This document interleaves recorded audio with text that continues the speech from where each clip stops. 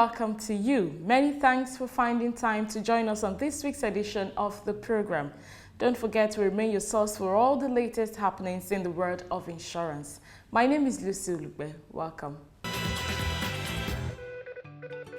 On our lineup this week, first we join Faith and our guest, Ms. Prisca Suarez, the immediate past Secretary General of the African Insurance Organization, AIO, on the CEO rendezvous for their exclusive session where they discussed a wide range of issues that affect not just the AIO, but the insurance sector on the continent. Speaking during the interview, Ms. Suarez stated that most of the unnecessary insurance premium flights from Africa are on foreign direct investment funded projects that African governments signed off unknowingly. Take a listen. Most of the premiums that are going out unnecessarily are on foreign direct investment funded projects. And what we realized is that unknowingly, sometimes when our governments are signing agreements, they sign off the insurance as well, but they're not aware of it. And so we needed to bring this to the attention of government. But then you couldn't just go and say, we're losing money. We felt we had to be able to quantify it. And that's why when we commissioned PwC to carry out that study, and we found that on the whole, as at 2015, Africa was losing between 6 and 8 billion US dollars annually. Some of it necessary, as I said, but most of it unnecessary. On this edition also, we'll bring you a rerun of highlights from the 2019 Lagos Chamber of Commerce and Industry LCCI Insurance Group Consultative Forum that took place here in Lagos under the theme Insurance Today and the Future. The forum, which drew stakeholders from within and outside the insurance industry, provided a platform for serious conversations about insurance operations in Nigeria. Take a listen.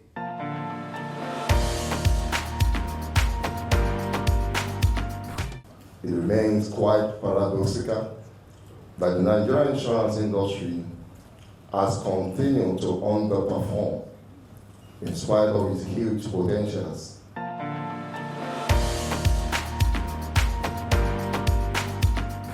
Nigeria's insurance industry has hardly grown in real terms in the last 10 years due to major headwinds impacting upon all players, including economic and regulatory uncertainties.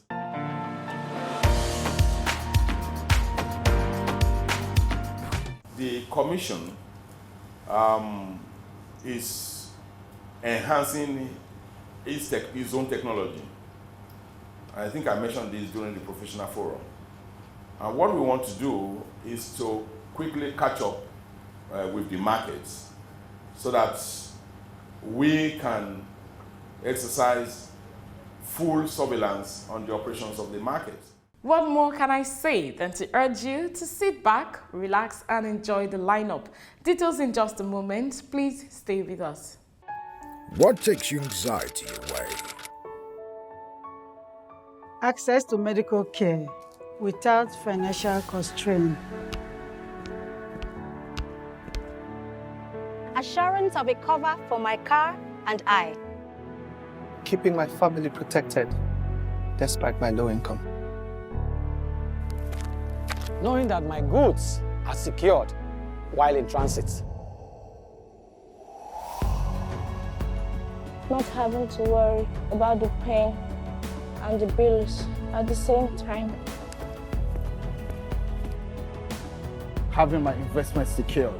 No matter what safety means to you, we provide you with a covering to keep you and all that matters to you safe. Consolidated Hallmark Insurance PLC. Anxiety away. Value assured.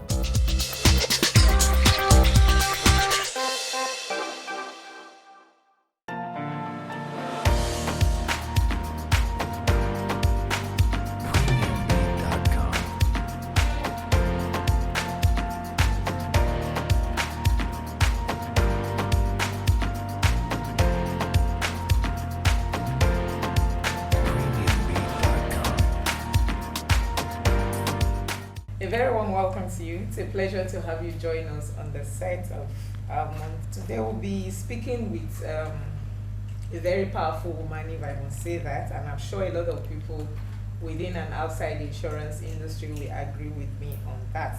I'm speaking with Ms. Priska Suarez, the immediate Secretary General of the African Insurance Organization, AIO. She's our own. She went out there, she did all of us proud, and now she's retired, and we're having this exclusive chat with her to talk about the AIO, her time there, and of course, the entire insurance industry on the continent. Thank you so very much, Ma, for finding time to talk to us on the program. Thank you. Thank you, Faith, for having me on your program, and thank you for that very gracious introduction. Okay, let me use this opportunity to also say welcome back home. Thank you very much. It's good to be back home. It's been a while. Thank you. Okay, Ma, as I said in the opening, let's start with your tenure as the Secretary General of the African Insurance Organization, and you were the very first woman to hold that position. What was the experience like for you, and what was the major challenge, we would say? Well, I'd say something that stood me in good stead is that I have always worked in what is a man's world, having spent about 30 years in the industry before going to AIO. That didn't bother me. And then there's also the fact that I do not think of my gender. So for me, it's not there. I'm a human being. I've got a job to do, and I go ahead and do it. But of course, I was conscious of the fact that being the first woman to occupy the position, there's that challenge that, one needed to do a good job so as not to, at least to leave the opportunity for other women, to be able to hold the position. So insofar as gender is concerned, I would say, that was all there was to it. Of course, maybe the times you're working with, people from different parts of the world, and maybe perhaps women, the role of women in some places kind of relegated. But I think one of the major challenges we had at the time I got to AIO was financial. The coffers were, rather low. And then, of course, the AIO had been known for organizing conferences, the annual conference, and then followed by the Reinsurance Forum, and then the live seminar. There was a need for a strategic presence of AIO to be felt in member countries, and also to improve on communication. So we needed to do some other things differently, or in addition to what was being done before. We realized the need for capacity building programs, so we had to embark on, those. We had our strategic action plan, and some of those capacity building programs, were, planned, along for, those, like for the first 5 years. Okay.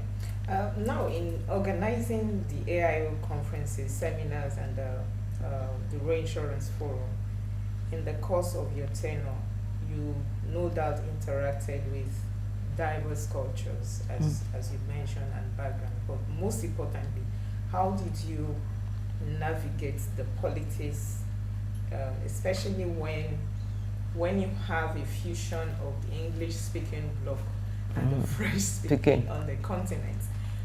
There's a lot of politics. But I just want to know, how were you able to navigate around that and make sure that everybody feels we are in this together? Well, organizing those conferences, I can tell you, was one heck of a challenge. In Nigeria, we tend to be, we're always on the move, we do things, we're fast, we seem to be always in a hurry. Other people are not like that.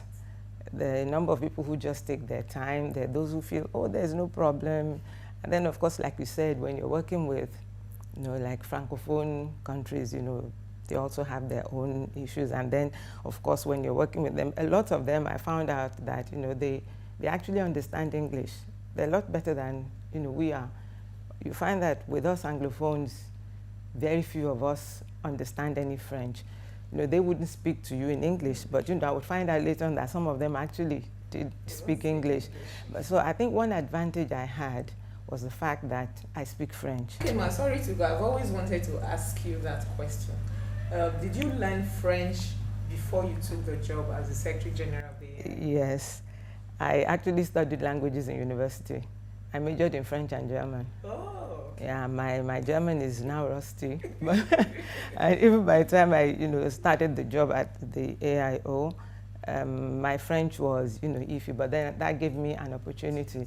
So it was an advantage, so that once I could speak the language, I think that made them welcome me more, and I don't know, somehow I was able to convince them. And I think one just had to put one's foot down, because AIO has its standard when it comes to organizing conferences and things. There's a template or things that need to be done. And so it was a question of always being persistent and following up, and making visits, also paying visits to the location before the event. So I think insofar as that is concerned, I think largely the advantage of that second language, it helped me a great deal. And I think even for those who felt that wanted to take things easy, if I insisted that things had to be done this way, and we might even have a disagreement at the beginning, but then later we got to work smoothly together, at least in most cases, and things went well, I believe. Okay, now looking at the African insurance landscape, one would have expected the level of development to be more than it is today. Would you say that the objectives of the AIO is being or has been achieved? Okay, well, let's just briefly, for the benefit of those who do not know the objectives of the AIO, the objectives are twofold. One, to develop a health insurance industry in Africa, and two, to promote inter-African cooperation. And before the AIO was set up in 1972, there was hardly any, we're talking just now about French-speaking bloc and English-speaking bloc. There was hardly, even within the English-speaking bloc, there was hardly any interaction, like say between a company from Southern Africa, maybe insurers in Zambia, and insurers in Ghana, for instance. There wasn't that cooperation. So in 1972, the founders, a few insurance practitioners just felt that maybe it was necessary to come together. And when they did, one of the founders told us when we celebrated 40th anniversary of the organization that they actually they had no idea that it was going to last this long. They just held that conference, they came together. So when you look at inter-African cooperation, you can say that the AIO really has done a lot, because but for the AIO, the French-speaking companies belonging to FANAF would be having their conferences, the Anglophones would have theirs, and you really wouldn't have built that kind of synergy that we have. Now we have cross-border trade. You have companies from West Africa that have gone to establish in other parts of Africa, and even the French-speaking countries are also coming. We have NCA in Nigeria, for instance. So I would say that the AIO has done very well in that regard. The conferences offer a big avenue for networking, and there's also the fact that AIO created like the pools, the reinsurance forum, because that also, now that's a business exchange forum, and before then most African countries or companies were reinsuring abroad, hardly any reinsurance done, among the practitioners on the continent. So to that extent, I would say that the AIO has done very well. But not quite there yet, but a lot has been achieved in that regard. And when you talk about developing a health insurance industry, well, there are issues that are still being discussed everywhere. you know, in that regard, sometimes you begin to wonder what's happening. When you expect things to get better, they're not getting better. But I think that even in that respect, I would say that also a lot has been done, because where there was no regulation in a lot of cases, that has changed. And so I think that, you know, one can still give the AIO a pass mark. Okay, as a continental body, would you say that African governments have given the AIO the needed recognition and support when it comes to policy decisions that affect insurance business on the continent? A lot could be done, a lot more could be done, but one must acknowledge the fact that many African governments have been supportive. Most of them recognize the African Insurance Organization, and one must mention the support from the Cameroonian government, for instance, that offered to host the secretariat, you know, and the AIO is given diplomatic status, which, you know, helps in running the affairs of the organization. And you know, our interface with governments are the supervisory authorities, and over time the AIO has seen the need to engage the supervisors. I think it was probably in 2011 that we started. Of course, we had the Association of African Insurance Supervisors before then, but then we started to have these discussions with them, you know, so that members would be able to ventilate some of the issues that are affecting insurance, and so that, you know, at least there could be a dialogue between both the market and the regulators. And I think in some cases, we need to actually let government know of the challenges that we face. Yeah, when you say we, as a market, I mean the practitioners, yes. Yes, sometimes when I say we, I don't even know. I still talk about as if I'm in AIO, I'm no longer there, but then I mean now the insurance sector in Africa. There are times, I'll give you one example. The AIO has not been doing advocacy, but it's one of those areas now where the AIO, one of the areas that AIO is going to concentrate on. And there was an issue that came up for discussion around 2015 about flight of insurance premiums from Africa. Okay, fine, you will note that everybody knows that we cannot retain all the premium in Africa. So there are some necessary transfers of premium, but then there are also unnecessary transfers of premium. So AIO commissioned PwC in 2015 to carry out a study, because we realized that the continent was losing a lot of money, and it's still losing.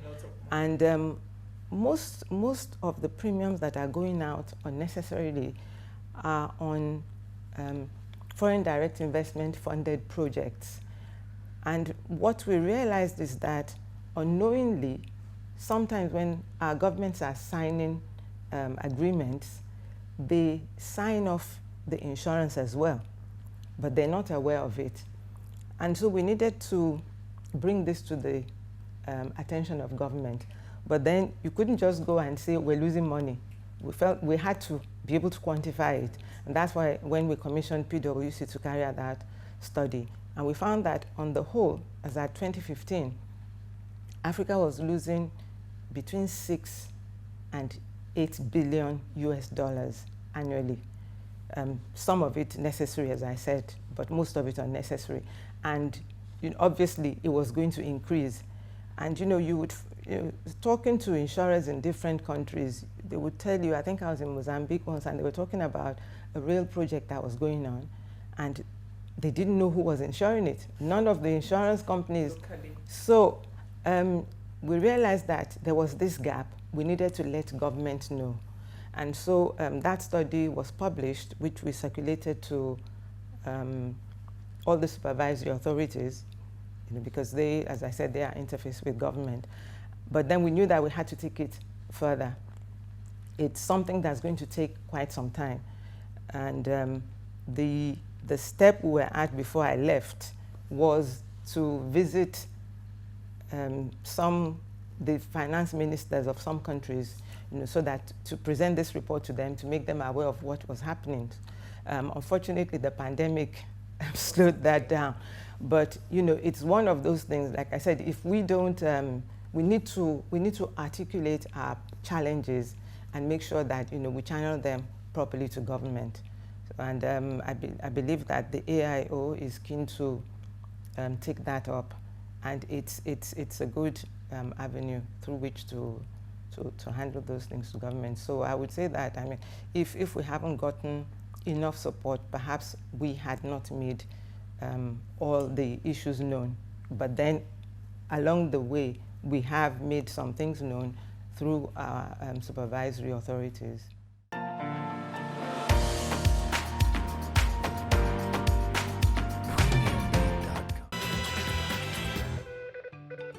All right, welcome back. Moving on, we now bring you highlights from LCCI 2019 Insurance Group Consultative Forum in Lagos. The LCCI Insurance Group plays a strategic role in advancing possibilities in the insurance sector through stakeholders' engagement. Happy viewing.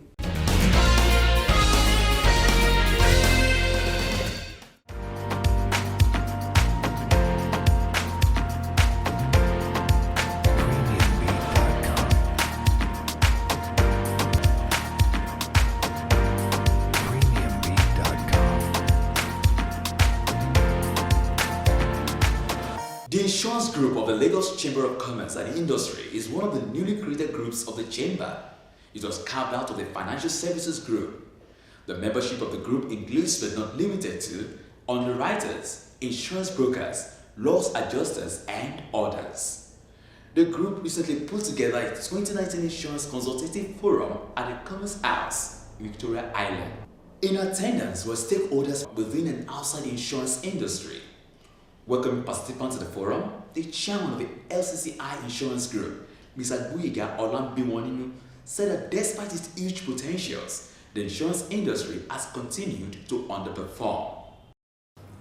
It remains quite paradoxical that the Nigerian insurance industry has continued to underperform in spite of its huge potentials and windows of opportunities, due to multifarious reasons which I may not want to rehearse here for time. This event, which is motivated by the need to bring together the key stakeholders, including the insurance regulator, the operators, and insuring public, among others, is expected to throw some of the challenges faced by the industry, throw more light on it, as well as chart the strategic roadmap suitable and sustainable growth. Also, welcoming participants to the forum, the Vice President of the LCCI, Mr. Shuboma Ajumagobia, noted that the Nigerian insurance sector has hardly grown in the last 10 years. Nigeria's insurance industry has hardly grown in real terms in the last 10 years due to major headwinds impacting upon all players, including economic and regulatory uncertainties, unwillingness and reluctance of our people to purchase insurance policies and pay related premiums. Distinguished ladies and gentlemen, Nigeria has one of the smallest insurance markets in all of Africa. Our insurance penetration of 0.3% is extremely low when compared with our peers in other African countries and the emerging economies of the world. The lack of growth in real terms in the insurance sector is what is propelling the current rounds of recapitalization and possibly mergers and acquisition at the end of the exercise in 2020.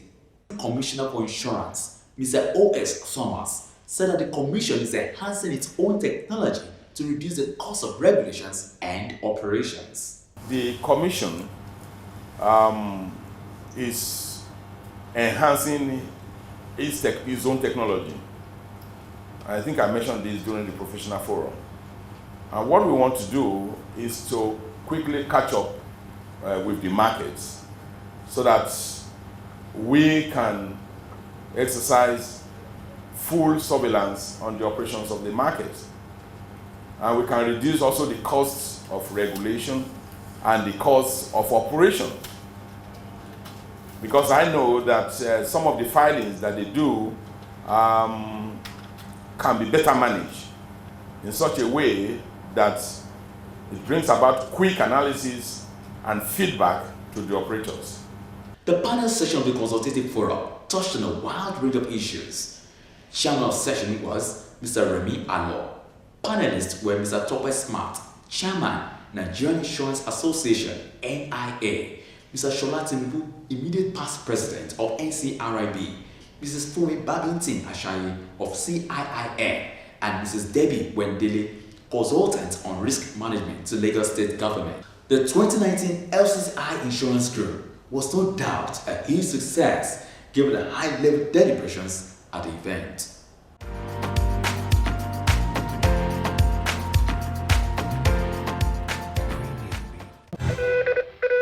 That's our program this week. Many thanks for spending your time with us. To keep a date with us, same time, same station next week for a fresh package. In the meantime, feel free as always to connect with us on all our social media platforms. Don't forget to join us on our flagship radio program, Waiting Insurance They Do Safe, every Wednesday by 9:45 a.m. live on Naija FM 102.7. My name is Lucy Ulugbe. Thanks for watching. I'll see you soon. Bye-bye.